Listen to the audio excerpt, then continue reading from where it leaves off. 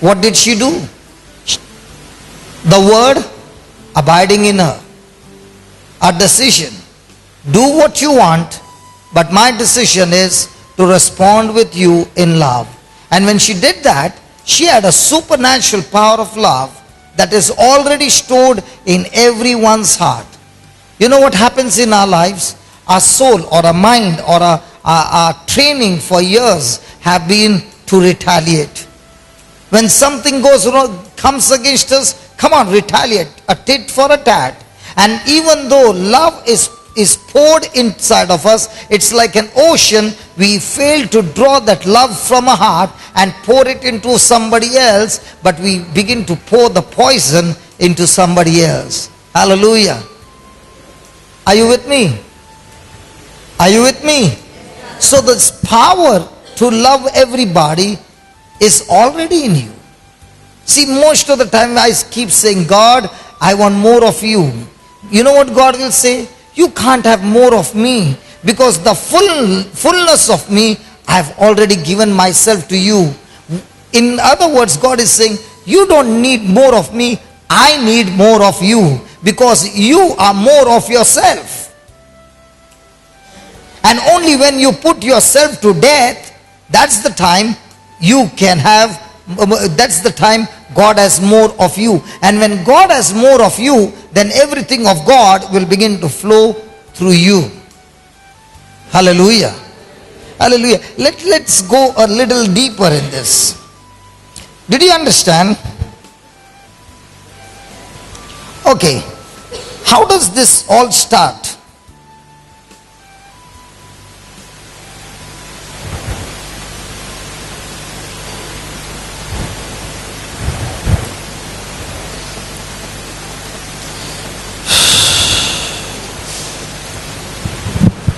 Please read it. Blessed is the man that endures temptation. Now hold on. What is temptation? Okay, question. Do you get tempted? Because the Bible said, blessed is the man. He did not say, blessed is the woman. So conclusion, only men get tempted. Women never get tempted. Praise God. Look at all the men, they are looking at me. Yes, brother, we agree. Women never. Okay, what is the meaning of the word tempted? Tempted. Do you get temptations? So what is temptation? Temptation is, write down, temptation is pressure applied to your mind. Pressure applied to your mind or to your thoughts. Pressure applied to your mind or to your thoughts to draw you away from God.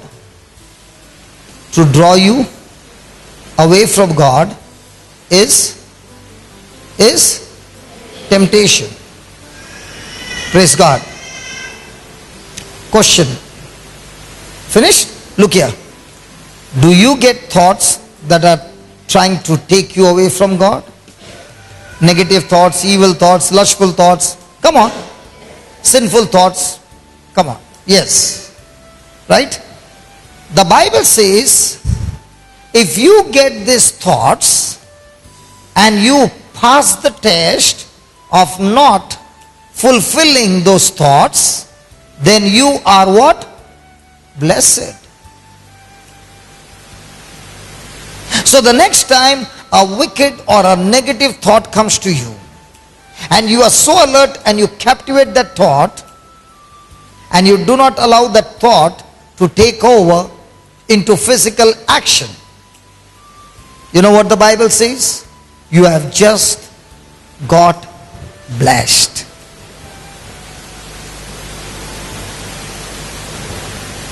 So do you get negative thoughts every day? No? Lenten season, 40 days, no thoughts. Easter Sunday might get the thought. Huh? Or do you get it every day? Do you get every day? Yes. So do you have a test to pass every day? And the beautiful result that God is saying, if you can pass the test, then the result is blessing. Now what is the meaning of the word blessing? Blessed. Are you blessed? So what's the meaning of the word blessing? Okay, write down. God's ability, God's capacity,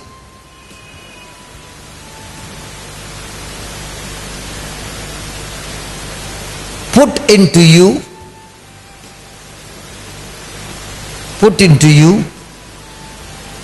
to get God kind of result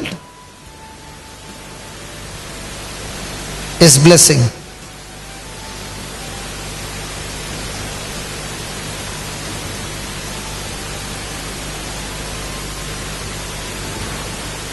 So you get whose ability? God's ability. You get whose capacity? God's capacity. To bring forth what?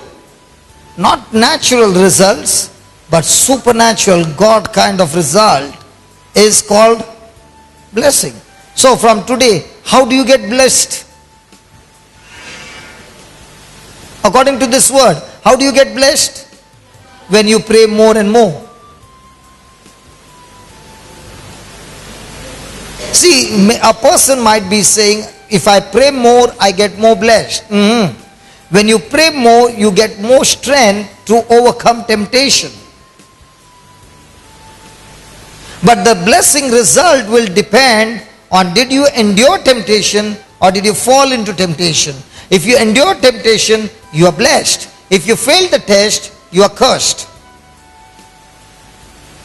Are you with me? So, coming to church every day, praying every day, reading the Bible every day, does not qualify you to get blessed. You had some bad situation at home and you called a preacher. And the preacher came home and began to talk to you and then began to pray. And he said, you know, there are evil spirits in your house. He said that. And he went off. How many times are you going to think about that evil spirit in your house? All the time. Now when you keep thinking about it, you are nourishing that thought and it becomes a stronghold. Now even if you're cutting something in the kitchen, you feel that somebody is standing behind you. It has become a stronghold. So there are many thoughts, many things that has been spoken to us which is contradicting to God's word, and it has become a stronghold. And once it becomes a stronghold, that person is totally caught up with fear and depression. But the only way to break through that stronghold is the spiritual weapon of God called the Word of God. Or might be somebody just said, you know, do you know why there is so much of crisis in your life? It's all because, praise God, somebody has done some occult or some witchcraft or something on you. Now you will be thinking about it all the time. Praise God. Now how do you break all these strongholds? You break these strongholds through the Word of God. Even if somebody has to do something against me, praise be to God, the Word of God says Jesus is the light and Jesus is dwelling in me, and that's why I am the light now through Jesus, and wherever there is a light, no darkness can prevail where there is light. Now what did you do? You broke the stronghold. Somebody has put a curse on you. Hey listen, Jesus became a curse for me on that cross, and he has nailed every curse from my life on that cross. I am no longer under curse, but I am under God's blessing. Now what did you do? You broke the stronghold. How much you go and talk to that person does not listen to you. That person is still depressed.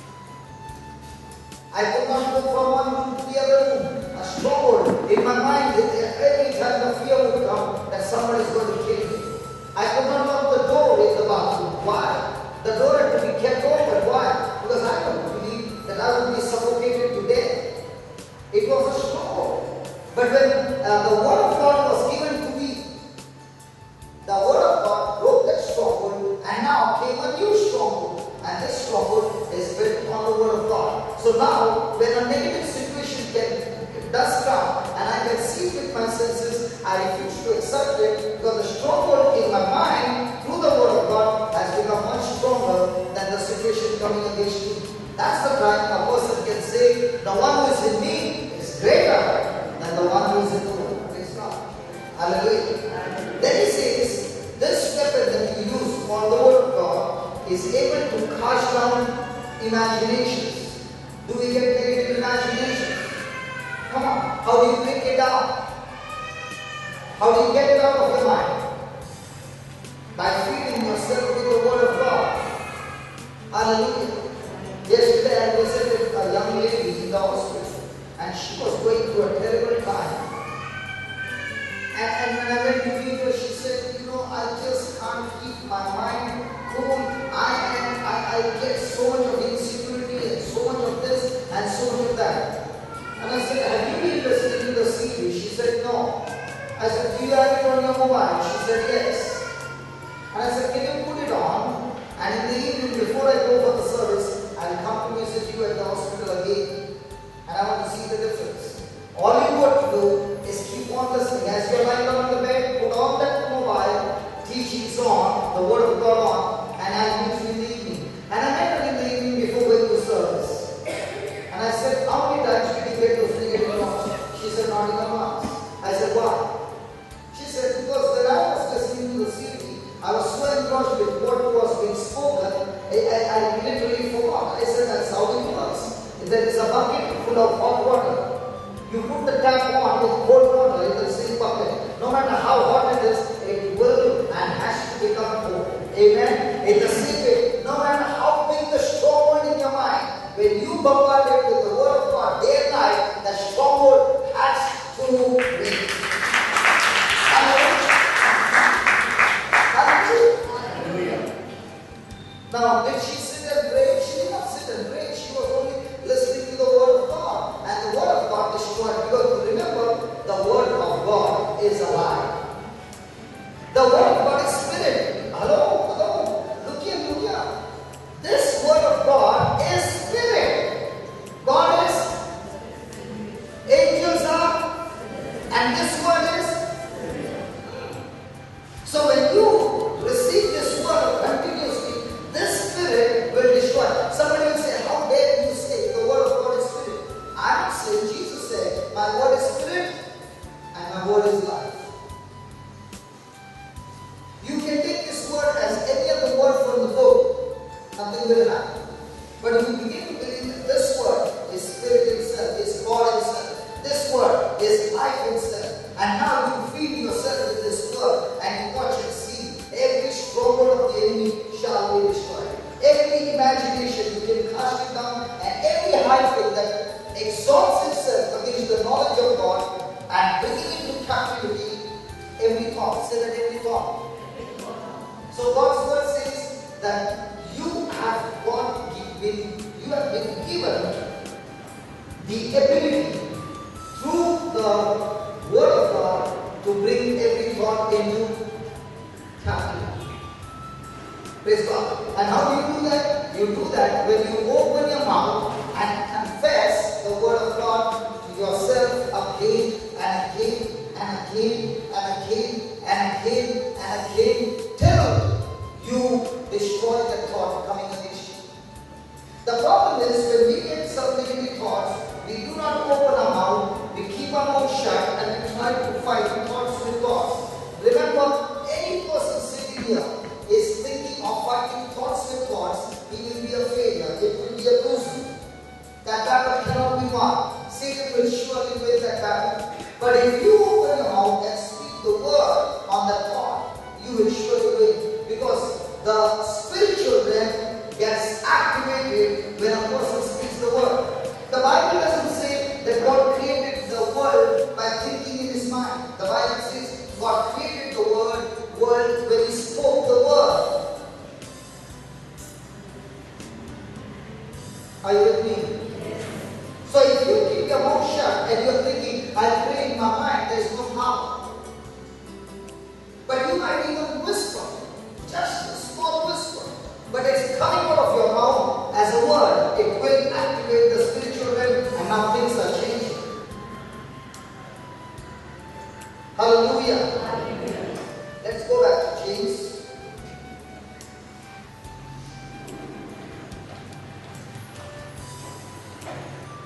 So blessed is the man that endures temptation, for when he is tried, he shall receive the crown of life. Praise God. In this world, when there is Miss India, Miss World, and all this contest, they get a crown, and that crown is only for 1 year.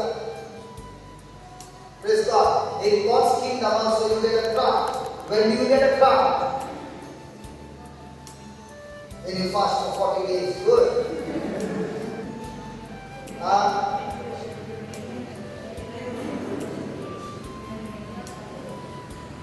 You get a crown of life when you win the battle against temptation. So you need to say, brother, every day I get tempted and every day I win over the temptation. I get more and more crowns. No, you get only one crown. But the more and more you endure temptation, your crown starts getting brighter and brighter and brighter. And when it becomes too bright, you don't even have to go open your mouth. The very presence of you is enough for the demons to get tormented. And that's what happened with Jesus. He had no sin in him. When he would stand before a person who was possessed, the demons in that man were tormented by his presence. Sickness would just follow when Jesus would pass by. When Peter began to walk and the shadow fell on people, the sicknesses just fell off their body. Why? Hey, my friend, the more and more you endure temptation and you start walking in love, praise be to God, you are not only living a victorious life, you will be able to set the captives free.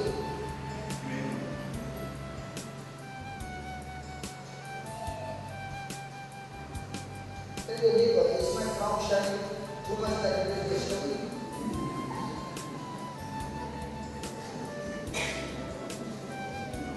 Is the shine too much? What does your neighbor say?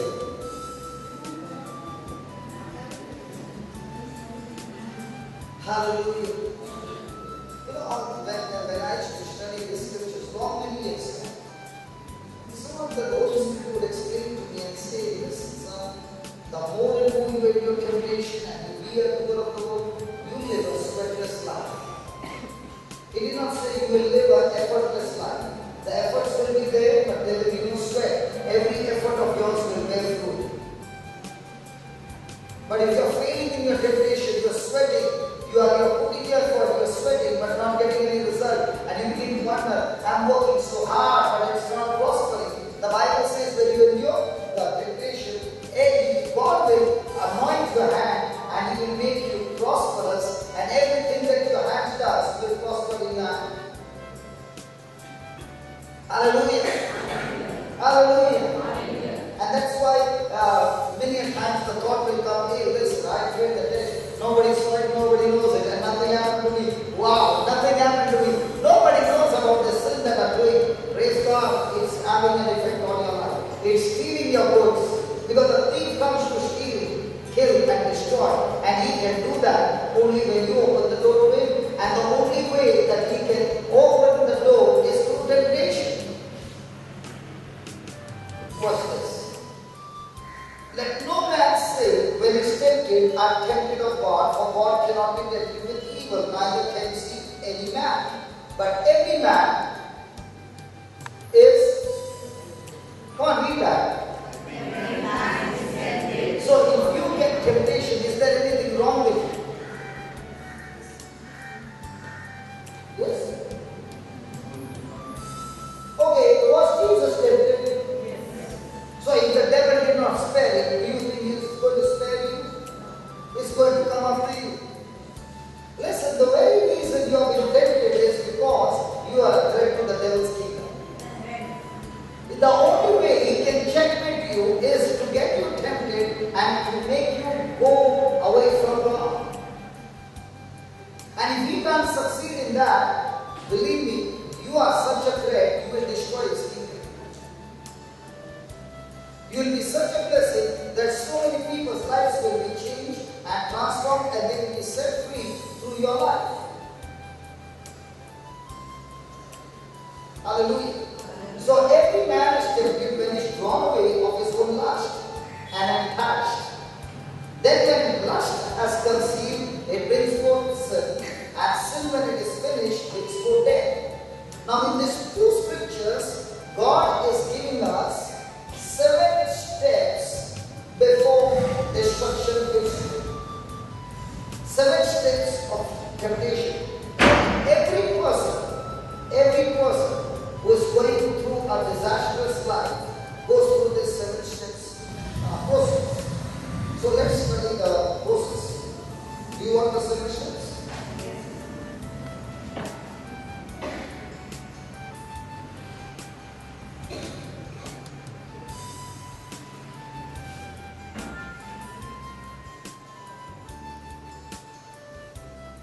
The first step.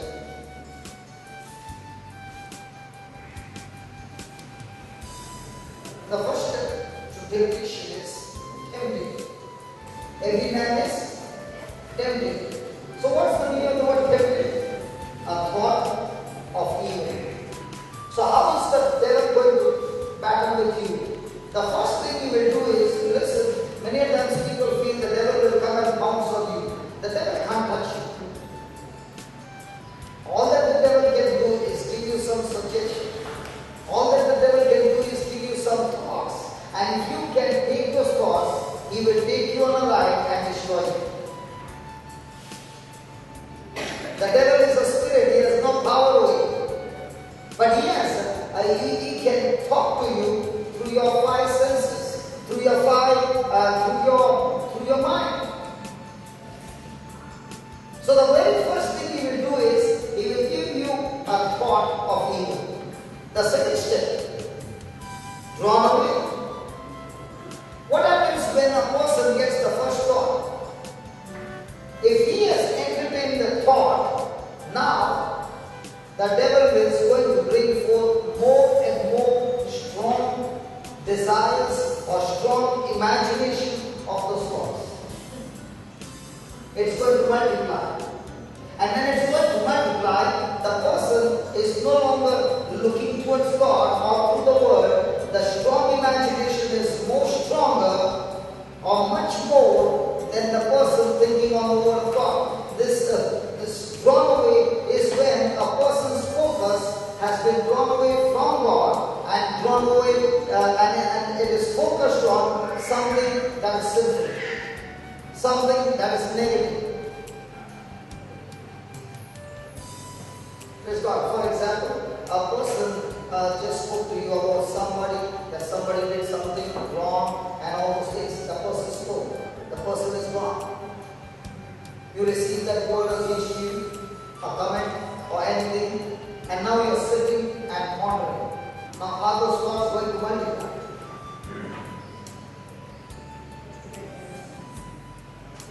It happens to me, doesn't it happen to you? So when those thoughts begin to multiply, are you praising God now? Or are you getting the poison ready? The third step, lust. Lust. Now what's happening? Let's say a person got a sexual thought, a sexual evil thought. Now the thoughts are multiplying. Now they are not only multiplying, that person is delighted, is drawing pleasure out of it, but it's only in the mind. He's imagining it. It's only in the mind. Are you there? Fourth step, enticed. Enticed. What happens when he's enticed? He's so much engrossed in those viewing it that now he finds that his willpower is getting weaker. All this time his willpower was strong and he said no to that sin. But now when he opened the gate, his willpower is getting so weakened that it's falling apart. Hallelujah. Okay, I'll share with you an incident that happened years back, but I'll never forget. Whenever I teach this incident becomes so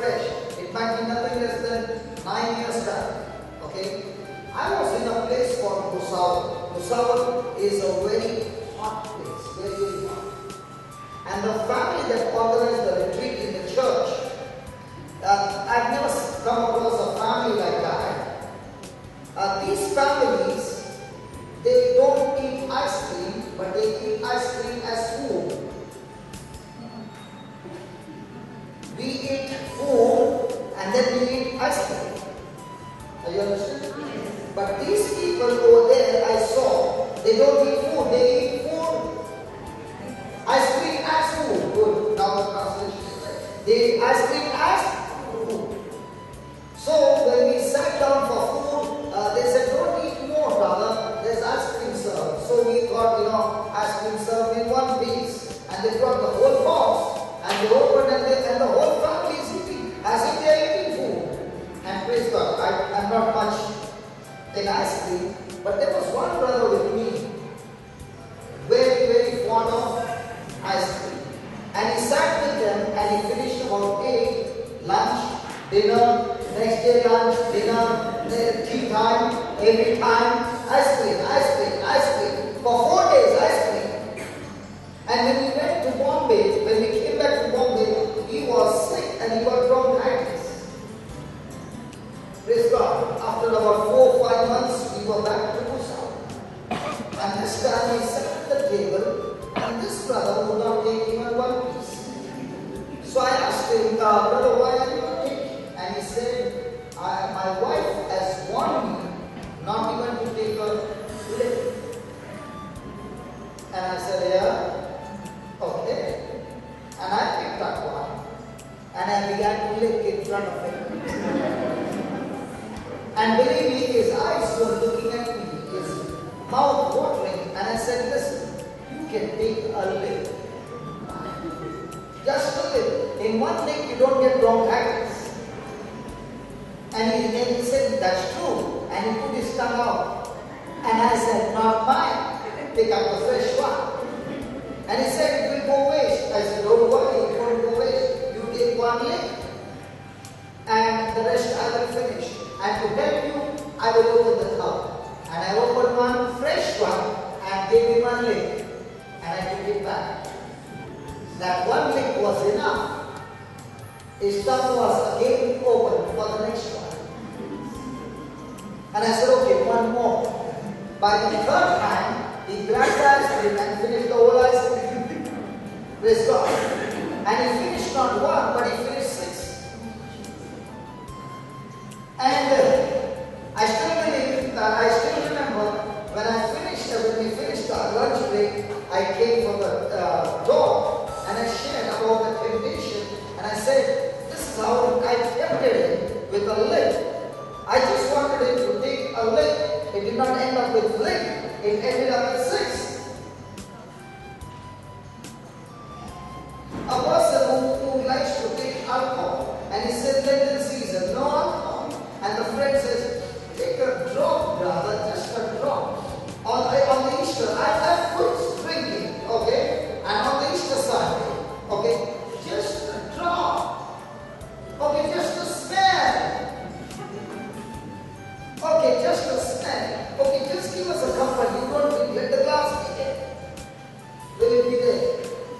The water will get through. How does it happen? His willpower gets weakened when a person gets encouraged. Are you there? Where did it start from? A thought.